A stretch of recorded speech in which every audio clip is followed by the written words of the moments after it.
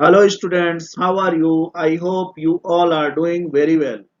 तो स्टूडेंट, हम लोगों का क्लास 10th का chapter number 3 pair of linear equations in two variables पे ये आज का हमारा चौथा लेक्चर है। ठीक है स्टूडेंट, तो हमने आपसे कहा था कि ये चैप्टर थोड़ा सा लेंदी हो रहा है क्योंकि इसमें आपको pair of linear equations in two variables के डिफरेंट टाइप्स के सॉल्यूशंस के तरीके के बारे में आपको पढ़ना है।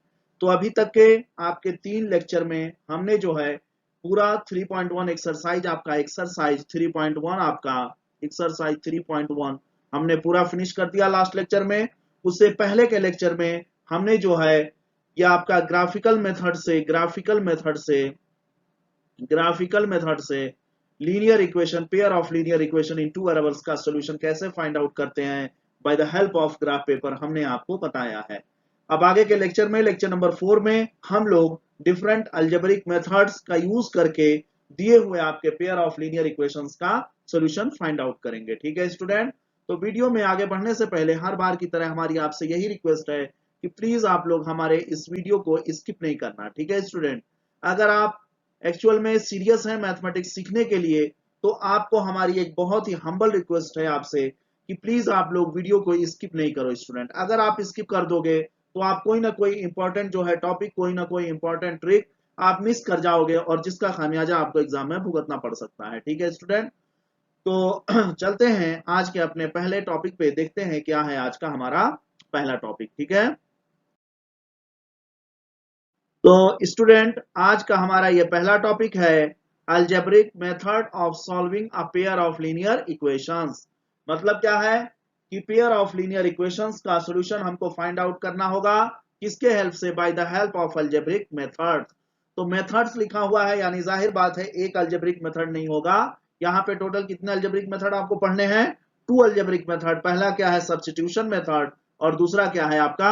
Elimination method. ठीक है, तो इस मेथड की जरूरत क्यों पड़ी इसको थोड़ा सा देख लें आप। थोड़ा ओवरव्यू है, अलजेब्रिक मेथड की जरूरत क्यों पड़ी। इन द प्रीवियस सेक्शन यानी लास्ट हमने लेक्चर में क्या देखा? We discussed how to solve a pair of linear equations graphically हम जो है पेयर ऑफ लीनियर इक्वेशंस को कैसे सॉल्व करते हैं वो हमने लास्ट के लेक्चर्स में देख लिया। The graphical method is not कॉन्वेनियंट।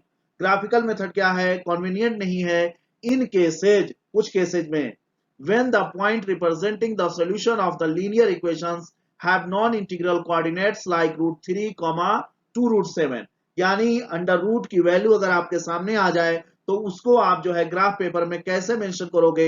उसका जब एग्जैक्ट वैल्यू ही नहीं पता है तो उसको आप एग्जैक्ट लोकेशन कैसे दे पाओगे ग्राफ पेपर में? और आपका जैसे ये आपका हो गया -1.75 कामा 3.33 जिसका कोई इंड ही नहीं होने वाला है 3.33, ये आपका इस पे बार आ जाता है। तो इस टाइप के जो है पॉइंट्स को आप कैसे ग्राफ पेपर में रिप्रेजेंट कर पाओगे एक्यूरेटली?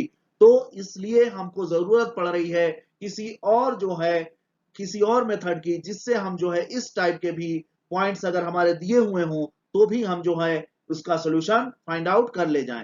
फिर यहाँ पे दिया है 4/13, 1/19, यानी डिफरेंट टाइप्स के यहाँ पे पॉइंट्स दिए हुए हैं कि अगर इस टाइप का कोऑर्डिनेट आ जाए तो उसको आप ये बताओ ग्राफ पेपर में इजीली और एक्यूरेटली कैसे आप मेंशन कर पाओगे? तो ये मेंशन करना आपके लिए स्टूडेंट इम्पॉसिबल सी बात है। ठीक है, there is a very possibility of making mistake while reading such coordinates. यानी इस टाइप के कोऑर्डिनेट्स को रीड करने में और मेंशन करने में पूरी संभावना है, पूरी जो है पॉसिबिलिटी है कि हम वहां पे मिस्टेक कर जाएंगे। There are several algebraic methods which we shall now discuss. और अब इस ग्राफिकल मेथड के अलावा हमारे पास 2 अलजेब्रिक मेथड हैं जिसके बारे में हम लोग नीचे डिस्कस कर रहे हैं। पहला मेथड क्या है? सब्स्टिट्यूशन मेथड, और दूसरा मेथड आपका क्या है? Elimination method. ठीक है स्टूडेंट, तो इस लेक्चर में हम लोग स्टूडेंट सब्स्टिट्यूशन मेथड को डिस्कस करने वाले हैं। ठीक है, तो चलते हैं देखते हैं क्या है सब्स्टिट्यूशन मेथड। तो स्टूडेंट, अलजेब्रिक मेथड्स का पहला मेथड आपका है सब्स्टिट्यूशन मेथड। यानी नाम से ही क्लियर हो रहा है कि सब्स्टिट्यूट होगा।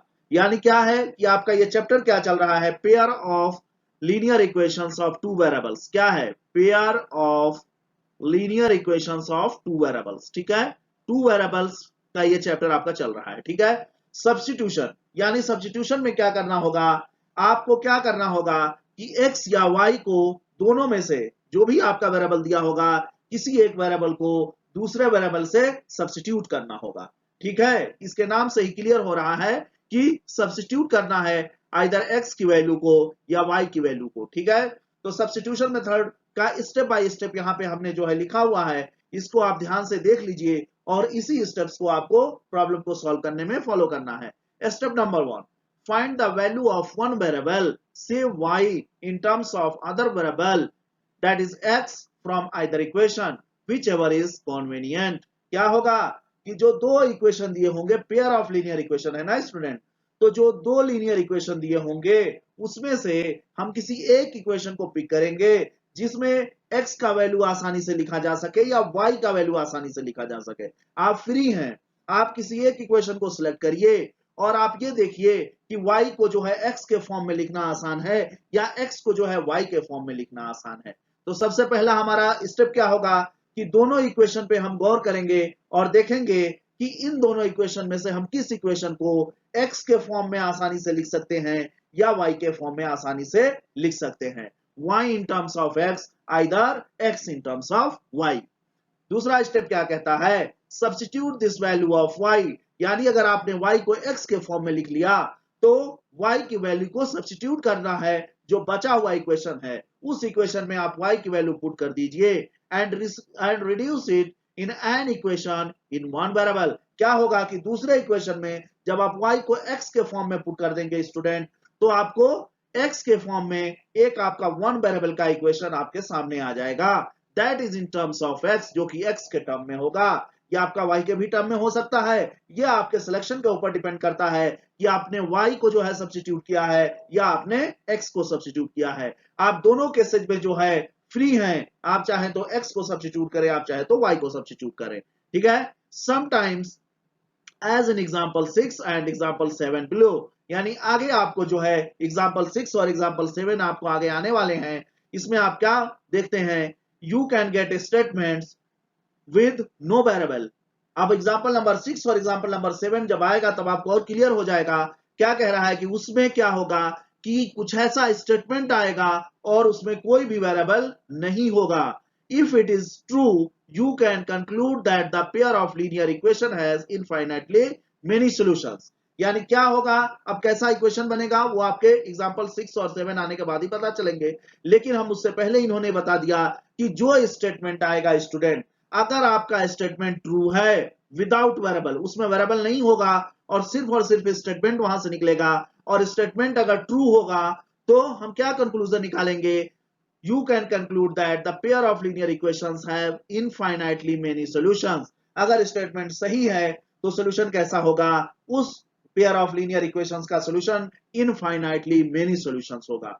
If the statement is false, अगर जो है वेरिएबल नहीं है और स्टेटमेंट सिर्फ आ रहा है और स्टेटमेंट अगर हमारा फॉल्स है, तो उस केस में क्या होगा, then the pair of linear equation is inconsistent.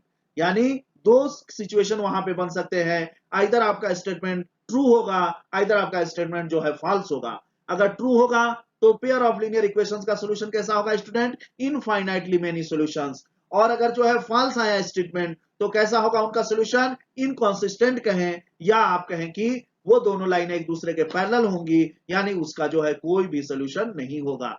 ठीक है, step number 3, substitute the value of x or y obtained in step 2 in the equation used in step 1 to obtain the value of other variable। क्या हुआ कि आप यहाँ पे तो आपको थोड़ा सा एग्जांपल, यहाँ पे थोड़ा सा आपको जो है दूसरे साइड लेके चले गए थे, यहाँ से लेकर के यहाँ तक आप इसको ध्यान दीजिएगा कि स्टेटमेंट आ जाएगा और स्टेटमेंट आपका जो है उसमें वेरिएबल नहीं होंगे, सिर्फ और सिर्फ स्टेटमेंट आएगा। अगर सही है स्टेटमेंट तो इनफाइनाइटली मेनी सॉल्यूशन और गलत स्टेटमेंट तो इनकंसिस्टेंट सॉल्यूशन होगा। ठीक है, लेकिन यहां तक कैसे हम लोग पहुंचे थे, क्या हुआ था कि हमने जो है y का वैल्यू पुट कर दिया था और x के फॉर्म में हमको जो है एक इक्वेशन मिल गया था, और फिर जहां पे एक वेरिएबल होगा और एक इक्वेशन होगा तो हम वहां से x की वैल्यू फाइंड आउट कर लिए, यानी x का वैल्यू हमको मिल गया।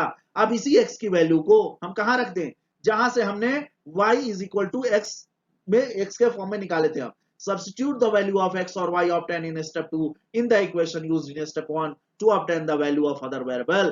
यानी दूसरे वेरिएबल का वैल्यू फाइंड आउट करने के लिए अब जो है x का वैल्यू आप वहां से फाइंड आउट किया है उसको ले जाकर के रख दीजिए किसी इक्वेशन में, चाहे आइदर 1 में रखिए या 2 में रखिए, दोनों में रखेंगे दोनों से आपको सोल्यूशन मिल जाएगा। ठीक है स्टूडेंट, तो ये 3 स्टेप हैं इसी तीनों स्टेप को हम लोगों को फॉलो करना है और इसी तीनों स्टेप के हेल्प से हम लोग जो है सब्स्टिट्यूशन मेथड अप्लाई करके linear pair of linear equations का सॉल्यूशन फाइंड आउट करेंगे। यहाँ पे नोट के फॉर्म में कुछ लिखा हुआ है, इस पे ध्यान दें। रिमार्क नोट है ये, we have substituted the value of one variable by expressing in the terms of other variable to solve the pair of linear equation. हम क्या कर रहे हैं, एक वेरिएबल की वैल्यू दूसरे वेरिएबल के फॉर्म में हम ले जाकर के इक्वेशन में रख रहे हैं और उस इक्वेशन को हम लोग सॉल्व कर रहे हैं। ठीक है, यानी एक वेरिएबल को दूसरे वेरिएबल से हम लोग सब्स्टिट्यूट कर रहे हैं। That is why the method is known as substitution method, क्योंकि एक वेरिएबल को दूसरे वेरिएबल से हम जो है सब्स्टिट्यूट कर रहे हैं, इसी वजह से इस मेथड का नाम क्या कहलाता है, इसी वजह से इस मेथड का नाम है सब्स्टिट्यूशन मेथड। तो आई होप आप लोगों को ये पूरा प्रोसेस समझ में आया होगा। अभी थोड़े और प्रॉब्लम आप सॉल्व कर लोगे तो आपका ये कंफ्यूजन बहुत ही आसानी से क्लियर हो जाएगा। ठीक है स्टूडेंट, तो चलते हैं पहले प्रॉब्लम पे, देखते हैं क्या है हमारा सब्स्टिट्यूशन मेथड पे पहला प्रॉब्लम। ठीक है,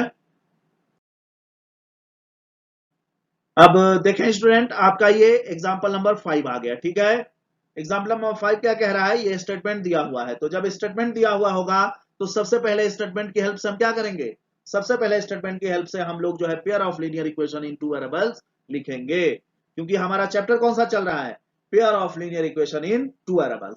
तो पढ़िए स्टेटमेंट और लिखने की कोशिश करिए। आफ्ताब टेल्स हिज डॉटर, यानी यहाँ पे दो लोग हैं, कौन है, आफ्ताब है और उसकी डॉटर है। 7 years ago, यानी 7 साल पहले, I was 7 times as old as you were then, यानी क्या कह रहा है आफ्ताब कि 7 साल पहले मैं तुम्हारी उम्र का 7 गुना था। Also 3 years from now, यानी यहां से 3 साल के बाद, I shall be, यहां shall लगा है ना, यानी आगे की बात हो रही है। 3 साल के बाद I shall be 3 times as old as you will be, ये क्या कह रहा है कि 3 साल के बाद, आने वाले 3 सालों में क्या हो जाएगा कि मैं तुम्हारी उम्र का 3 टाइम्स हो जाऊंगा। Represent this situation algebraically and graphically by the method of substitution, क्या कह रहा है कि आप इस सिचुएशन को अल्जेब्रिकली और ग्राफिकली मेथड से आप इसको सॉल्व करें और कौन सा मेथड अप्लाई करें, सब्स्टिट्यूशन मेथड अप्लाई करें। ठीक है, तो सबसे पहले स्टेटमेंट की हेल्प से आप जो है इक्वेशन लिखने की कोशिश करें। तो यहाँ पे दो लोग हैं, आफ्ताब और उसकी डॉटर। तो हम सबसे पहले क्या करेंगे, let x and y be the percentages in years of Aftab and his daughter respectively, यानी आफ्ताब की उम्र हमने एक्स ईयर मान लिया और आफ्ताब के डॉटर की ईयर को हमने वाई ईयर्स मान लिया। Then the pair of linear equation that represent this situation is, इस सिचुएशन को जो रिप्रेजेंट कर रहा है वो इक्वेशन आपके सामने लिखा हुआ है। पहला क्या कह रहा था, 7 साल पहले, यानी अभी अगर आफ्ताब की एज एक्स है तो 7 साल पहले आफ्ताब की एज क्या हुई होगी, क्या मतलब रही होगी, x माइनस 7 ही तो होगा। अगर आपका एज इस वक्त जो है 20 ईयर है तो 7 साल पहले आपका एज क्या होगा, 13 ईयर होगा। तो ये कैसे आया, 20 माइनस 7। तो ऐसे ही अगर x है तो x माइनस 7 हो जाएगा और उसके डॉटर की एज अगर y है तो y माइनस 7 हो जाएगा। ठीक है, तो इक्वेशन को बराबर करने के लिए आफ्ताब 7 टाइम है, आफ्ताब का एज क्या है, 7 टाइम है। किसके एज से, उसकी डॉटर के एज से। तो डॉटर की एज में जब 7 से मल्टीप्लाई करेंगे तभी तो ये दोनों इक्वेशन एक दूसरे के बराबर होंगे। ठीक है ना, अब इसके बाद इसी इक्वेशन को आप जो है सॉल्व करिए और देखिए क्या बन रहा है, एक्स और वाई के फॉर्म में equation, x minus 7y plus 42 is equal to 0, this is your equation number 1। And similarly you can write second equation 3 years, यानी 3 साल बाद की जो बात हो रही थी। तो अभी अगर x है एज तो 3 साल बाद क्या होगी, x प्लस 3, आफ्ताब की एज x प्लस 3 हो जाएगी और आफ्ताब के डॉटर की एज क्या हो जाएगी, y प्लस 3। तो ये क्या था, 3 गुना हो जाएगा आफ्ताब का एज।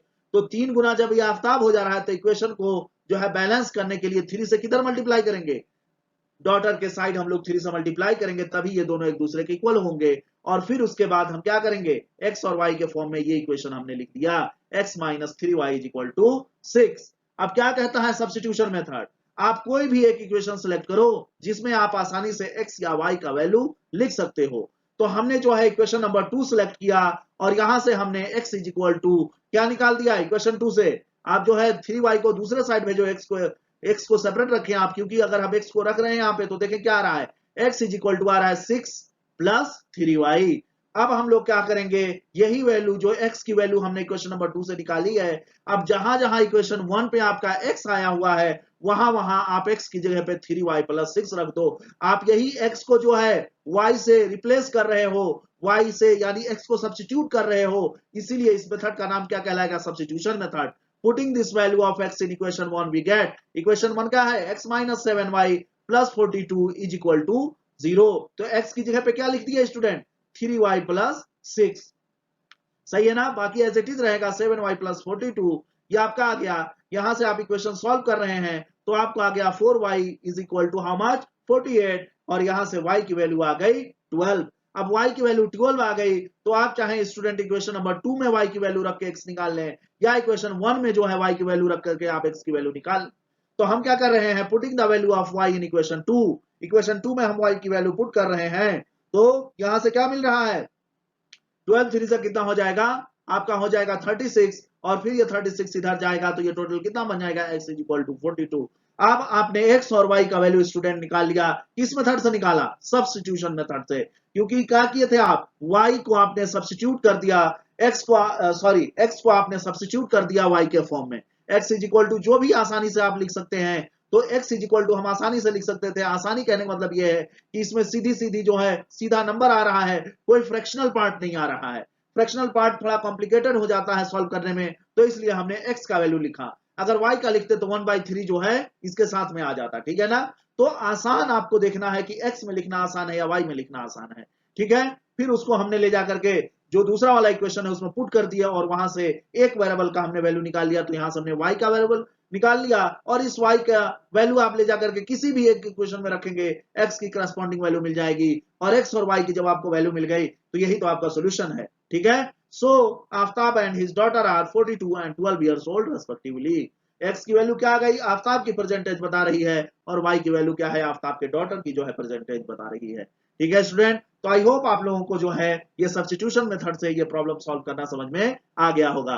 यानी आप चाहते तो इसको जो है ग्राफिकल मेथड से भी सॉल्व कर सकते थे, और लेकिन यहाँ पे आपको क्वेश्चन ने बाउंडेड कर दिया कि नहीं आपको सब्स्टिट्यूशन से ही करना है, तो आप क्या है, बाउंडेड है। अगर क्वेश्चन बाउंड कर रहा है तो मस्ट है कि आप जो है सब्स्टिट्यूशन मेथड को फॉलो करें, ठीक है स्टूडेंट। तो आई होप आप लोगों को ये प्रॉब्लम का सोल्यूशन समझ में आ गया होगा।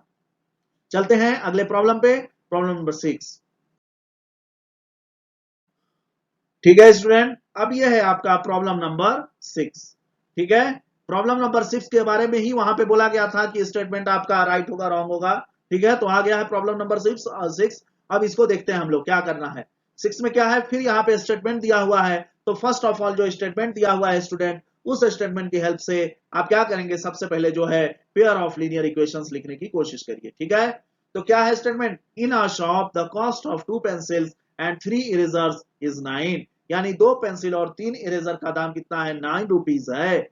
And the cost of 4 pencils and 6 erasers is 18 rupees, और 4 पेंसिल और 6 इरेजर का दाम कितना आ रहा है, 18 rupees. Find the cost of each pencil and each eraser, यानी आपको इरेजर, एक इरेजर का क्या प्राइस होगा और एक जो है पेंसिल का क्या प्राइस होगा, आपको यही फाइंड आउट करना है, ठीक है। क्योंकि ये हमारा सब्स्टिट्यूशन मेथड चल रहा है स्टूडेंट, यहाँ पे कोई मेथड मेंशन नहीं किया गया है, तो हम लोग क्या करेंगे, इसको सब्स्टिट्यूशन से ही जो है सॉल्व करेंगे, क्योंकि अभी हमारा जो लेक्चर चल रहा है वो सब्स्टिट्यूशन मेथड पे ही चल रहा है। जब हम तीनों मेथड पढ़ लेंगे, graphical method, substitution method and elimination method, और उसके बाद अगर प्रॉब्लम में कोई भी मेंशन नहीं होगा मेथड, तो आप फ्री हैं, जो आपको आसान लगे वो मेथड अप्लाई करके आप उसका जो है सोल्यूशन फाइंड आउट करेंगे, ठीक है। तो यहाँ पे हम लोग बाउंडेड हैं कि हम इसको जो है सब्स्टिट्यूशन से ही सॉल्व करेंगे। तो सबसे पहले स्टूडेंट हम क्या करेंगे, एक पेंसिल और एक इरेजर का दाम हम जो है मान लेते हैं। तो मान लिया हमने क्या, let x and y with the cost of in rupees, यानी कॉस्ट है एक्स और वाई किसका, 1 पेंसिल एंड 1 इरेजर रेस्पेक्टिवली, यानी हमने मान लिया कि एक पेंसिल का कॉस्ट एक्स रुपीज है और एक इरेजर का दाम जो है वाई रुपीज है। तो इसको मानने के बाद जो हमारा स्टेटमेंट है उसमें हम जो है लीनियर इक्वेशन लिखते हैं। क्या कह रहा है, 2 पेंसिल यानी 2 पेंसिल का दाम तो 2x हो जाएगा, प्लस 3 इरेजर यानी 3y, 2x plus 3y is equal to 9। और दूसरा स्टेटमेंट क्या कर रहा है, 4 पेंसिल एंड 6 इरेजर यानी 4x plus 6y is equal to how much, 18। ये दो इक्वेशन आपको मिल गए स्टूडेंट। अब दोनों इक्वेशन में हमने कहा था कि आप जो है आसानी की तरफ जाइएगा और देखिएगा कहां से आप x को y के फॉर्म में लिख सकते हैं या y को x के फॉर्म में लिख सकते हैं। तो हम देख रहे हैं कि यहाँ पे सारे जो है वेरिएबल के साथ एक कांस्टेंट नंबर मल्टीप्लाई में है, तो यहाँ पे जो है फ्रैक्शनल पार्ट तो बनेगा ही बनेगा। तो देखते हैं सबसे छोटा जो फ्रैक्शनल पार्ट बन रहा है वो 2 है, तो हम 2x प्लस 3y इस इक्वेशन को हम लोग सेलेक्ट करते हैं इक्वेशन 1 को, और x को जो है हम y के फॉर्म में लिखने की कोशिश करते हैं। तो यहां से आप इक्वेशन नंबर 1 को जब आप यूज कर रहे हैं तो यहां से आप x इज इक्वल टू लिख सकते हैं 9 माइनस 3y बाई 2। यह आपका इक्वेशन नंबर क्या हो गया, 3 हो गया। यानी आपने इक्वेशन नंबर 1 को यूज कर लिया। अब क्या बचा हुआ है इक्वेशन नंबर 2। अब हम क्या करेंगे, इस x की वैल्यू को इक्वेशन नंबर 2 में ले जाकर पुट कर देंगे, जो बचा हुआ इक्वेशन है 4 मल्टीप्लाई बाई एक्स, 4 मल्टीप्लाई यहाँ पे है और x की जगह 9 माइनस 3y बाई 2 हो गया। ठीक है student, plus 6y as it is equal to 18। अब यहाँ पे आप देखें स्टूडेंट, 18 माइनस 6y, ये 2 क्या हो जाए, 2 4 जा क्या हो जाएगा, 2 हो जाएगा, और 2 से अंदर मल्टीप्लाई होगा तो 18 minus 6y plus 6y is equal to 18। अब आप देख रहे हैं ये 6y प्लस और ये 6y आपका प्लस और ये माइनस कैंसिल हो जाएगा, यानी 18 इज इक्वल टू 18 आ गया। और यही तो आपका एग्जांपल नंबर 6 की तरफ उस टाइम आपको जो है भेज रहा था। क्या कह रहा था कि अगर स्टेटमेंट ट्रू हो गया, अगर स्टेटमेंट सही आ गया और कोई भी वेरिएबल उसमें नहीं हुआ, तो आप क्या कहेंगे, अगर स्टेटमेंट ट्रू होगा तो इसका सोल्यूशन कैसा होगा, इसका इनफाइनाइटली मेनी सॉल्यूशंस होगा। तो वहां पे जो आप पढ़े थे उसका यूज यहाँ पे हो रहा है। ठीक है स्टूडेंट, तो हम क्या लिखेंगे, this statement is true for all values of y, यानी y के हर वैल्यू के लिए ये स्टेटमेंट क्या है, आप y का कोई भी वैल्यू रख लो, 0 रखो तो भी 18 इज इक्वल टू 18 आएगा। आप y इज इक्वल टू जो है 5 रखो, 10 रखो, कुछ भी रखो, 18 इज इक्वल टू हमेशा क्या आएगा, 18 आएगा। यानी ये हमारा स्टेटमेंट जो आया 18 इज इक्वल टू 18, ये बिल्कुल करेक्ट यानी ट्रू स्टेटमेंट है। Therefore equation 1 and equation 2 have infinitely many solutions. We cannot find a unique cost of pencil and an eraser because there are many common solutions to the given situations। यानी इस situation का हम जो है कोई unique solution find out नहीं कर सकते हैं। तो वो जो आपने पढ़ा था उसका यूज आपके एग्जांपल नंबर 6 में ऐसे हुआ कि स्टेटमेंट आपका क्या आ गया, करेक्ट आ गया, ट्रू आ गया, तो ट्रू स्टेटमेंट के फॉर्म में क्या बनेगा आपका सॉल्यूशन, इनफाइनाइटली मेनी सॉल्यूशंस। तो यही आपका जो है इसका आंसर होगा। ठीक है, यानी हम इसका यूनिक सॉल्यूशन फाइंड आउट नहीं कर सकते हैं स्टूडेंट। ठीक है, तो चलते हैं अपने अगले एग्जांपल पे। ठीक है स्टूडेंट, तो अब हम लोग आ चुके हैं आपके एग्जांपल नंबर 7 पे। ठीक है, यहाँ पे 7 में क्या है, देखिए यहाँ पे स्टेटमेंट क्या बोल रहा है, two rails are represented by the equations. ये रेल 1 का इक्वेशन दिया हुआ है और ये रेल 2 का इक्वेशन दिया हुआ है। ठीक है, will the rails cross each other, क्या ये दोनों रेल एक दूसरे को क्रॉस करेंगे, यानी ये दोनों रेल जा रहे हैं साथ में। ठीक है, तो ये सवाल पूछा जा रहा है कि क्या ये रेल एक दूसरे को क्रॉस करेंगे। तो क्रॉस करेंगे तो आपको जो है अगर एक्स वाई का वैल्यू पता चल गया तो आप बोलेंगे कि हाँ इस पॉइंट पे जो है ये रेल एक दूसरे को क्रॉस करेंगे। और अगर सोल्यूशन नहीं मिल गया तो आप क्या बोलेंगे कि ये जो है एक दूसरे को क्रॉस नहीं करेंगे। या अगर कोइंसाइड हो गए तो क्या होगा कि ये रेल भी एक दूसरे को क्रॉस नहीं करेंगे, वो एक दूसरे के साथ ही चलेंगे। ठीक है, तो 2-3 चीजें यहाँ पे हो सकती हैं। आप सबसे पहले सिंपल सी बात है, इक्वेशन दिया हुआ है उसको सॉल्व करें और देखें और एक्स और वाई की क्या वैल्यू आ रही है। तो इक्वेशन ये दिया हुआ है, the pair of linear equation is given as क्या है, x plus 2y minus 4 is equal to 0, this is equation number 1 and this is your equation number 2, 2x plus 4y minus 12 is equal to 0। अब हम क्या करेंगे कि x की value या y की वैल्यू x के फॉर्म में या y की या x की वैल्यू y के फॉर्म में लिखने की कोशिश करते हैं। तो सबसे पहले उस जो है इक्वेशन को सिलेक्ट करेंगे जहां से हम वेरिएबल को दूसरे वेरिएबल के फॉर्म में आसानी से लिख सकते हैं। यानी देखेंगे कांस्टेंट किसके साथ जो है एक है, यानी 2 3 4 होगा तो क्या होगा, वो फ्रैक्शन का पार्ट बन जाएगा। तो हम फ्रैक्शन से थोड़ा दूर भागना चाह रहे हैं क्योंकि फ्रैक्शन आ जाएगा तो हमारा जो है कैलकुलेशन थोड़ा कॉम्प्लिकेटेड हो जाएगा। तो हम देख रहे हैं आपके इक्वेशन नंबर 1 में x का कोफिशिएंट 1 है। तो इक्वेशन नंबर 1 को हमने सेलेक्ट किया, we express x in terms of y from equation number 1 to get x is equal to how much is coming from equation number 1, x is coming, x is equal to 4 minus 2y। ठीक है, x का value आपने निकाल लिया equation 1 की help से। अब आप एक बार इक्वेशन 1 का हेल्प ले चुके हैं तो अब दोबारा किसी इक्वेशन का हेल्प लेंगे, आप जो है इक्वेशन 2 का हेल्प लेंगे और इक्वेशन 2 में x की वैल्यू आप ले जाकर पुट कर दीजिए जो आपने यहाँ पे निकाला है। ठीक है, नाउ वी सब्स्टिट्यूट, क्या कर रहे हैं, सब्स्टिट्यूट कर रहे हैं the value of x in equation 2। इसीलिए इसका मेथड क्या है, सब्स्टिट्यूशन मेथड है। इक्वेशन 2 में हमने x का वैल्यू सब्स्टिट्यूट कर दिया to get 2 multiply by x, यानी 2 multiply by 4 minus 2y plus 4y minus 12 is equal to 0। यहां से आप देख रहे हैं 2 2 से कितना होगा 4, माइनस 4y और ये प्लस 4y, ये दोनों क्या होंगे आपस में कैंसिल हो जाएंगे। यहाँ पे आ जाएगा 8 माइनस 12 इज इक्वल टू 0। फिर इसको सॉल्व किया तो माइनस 4 इज इक्वल टू 0। ये बताइए ऐसा पॉसिबल है क्या ये स्टेटमेंट सही आ रहा है, यहाँ पे कोई वेरिएबल नहीं है और ये स्टेटमेंट हमारा रॉन्ग स्टेटमेंट आ रहा है, -4 जो है 0 के इक्वल नहीं होता है, यानी this is a false statement. ठीक है स्टूडेंट, जब फॉल्स स्टेटमेंट आएगा तो आप पहले ही पढ़ चुके हैं, उस टाइम आपको बताया गया था therefore the solution of this pair of linear equation is inconsistent, यानी अगर फॉल्स स्टेटमेंट आएगा तो उनका सॉल्यूशन कैसा होगा, इनकंसिस्टेंट होगा। It means these equations have no solution, इनका कोई सॉल्यूशन नहीं होगा। So the two rails will not cross each other, अगर कोई सॉल्यूशन नहीं है तो इसका मतलब ये हुआ कि दोनों रेल एक दूसरे को क्रॉस नहीं करेंगे।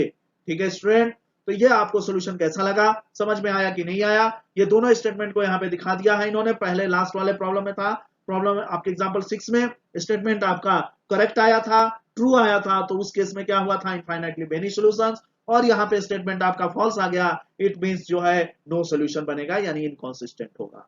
ठीक है, फिर यहाँ पे नोट में लिखा हुआ है we can verify our answers, यानी वैल्यू ऑफ वेरिएबल्स, क्या है, आंसर वेरीफाई करने का मतलब क्या है कि जो दो वेरिएबल्स हैं, टू वेरिएबल्स का है ना ये आपका चैप्टर, तो जो दो वेरिएबल्स होंगे उनका जो है हम आंसर कैसे वेरीफाई करेंगे, we can verify our answers, यानी वैल्यू ऑफ वेरिएबल्स, जो वैल्यू ऑफ वेरिएबल्स आ रहे हैं वो सही है कि गलत है।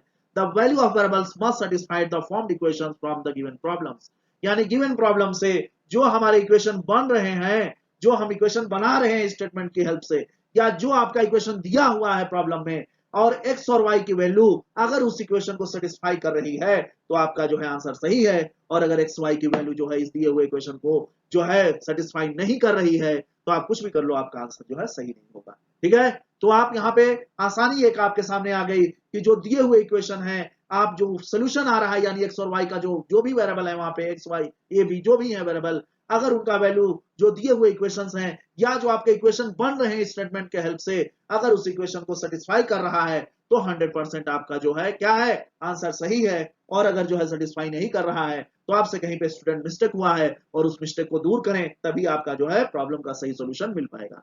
ठीक है, तो आई होप आप लोगों को ये लेक्चर पसंद आया होगा। ठीक है, अब इसी पे बेस्ड हमारा अगला लेक्चर आने वाला है एक्सरसाइज 3.2 पे। ठीक है स्टूडेंट, तो आज के लेक्चर को यहीं पे एंड करते हैं। ठीक है,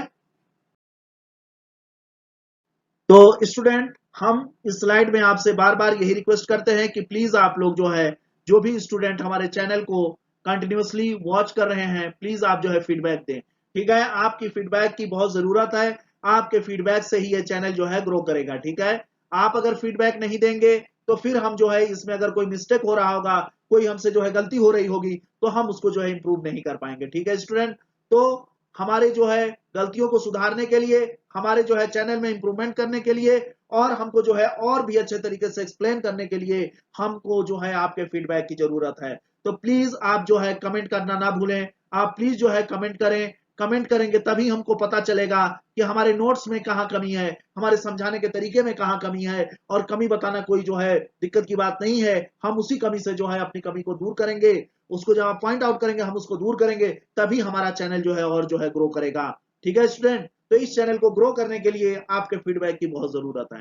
ठीक है, और हमारी बार बार आप लोगों से यही रिक्वेस्ट है कि आप अपने कलीग्स को, आप अपने आसपास के क्लास 9th और क्लास 10th के स्टूडेंट को, क्लास 9th और क्लास 10th के स्टूडेंट को मोटिवेट करें कि प्लीज आप लोग एक बार हमारे इस चैनल को वॉच करें और आप देखें कि आपको क्या समझ में आ रहा है कि नहीं आ रहा है, क्या हमने जो है एक एक कॉन्सेप्ट और एक एक जो है ट्रिक को हमने डिस्कस किया है सही से कि नहीं किया है, क्या हमने एक एक प्रॉब्लम और एक एक जो है उसके जो है पार्ट्स को, एक एक जो है हमने पार्ट्स को जो है सॉल्व किया है कि नहीं किया है, हमने एक्सरसाइज के हर प्रॉब्लम के हर पार्ट्स को सॉल्व किया है, हमने एग्जाम्पल के हर प्रॉब्लम के हर पार्ट्स को सॉल्व किया है। अगर आपको यकीन नहीं हो रहा है तो आप एक बार हमारे जो है यूट्यूब चैनल के लेक्चर को वॉच करें और आप जो है एनसीईआरटी की बुक को उठाकर हाथ में रखें और देखें कि क्या कोई हमने जो है प्रॉब्लम मिस किया है यहाँ पे। तो हम आप ही की आसानी के लिए लेकर के आए हैं कि पूरी एनसीईआरटी का बुक का हम जो है सोल्यूशन आपको देने वाले हैं।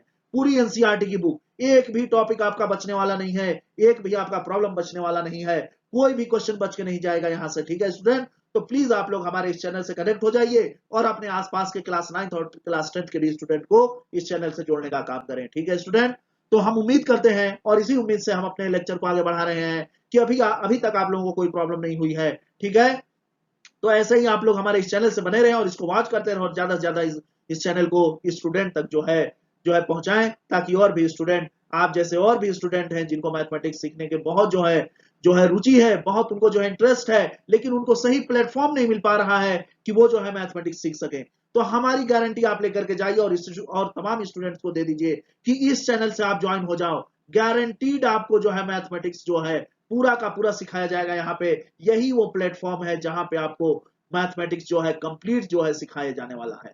ठीक है स्टूडेंट, तो इसी उम्मीद के साथ हम जो है इस लेक्चर को एंड करते हैं कि आप लोगों को हमारे वीडियोस पसंद आ रहे होंगे। Then thanks a lot for watching.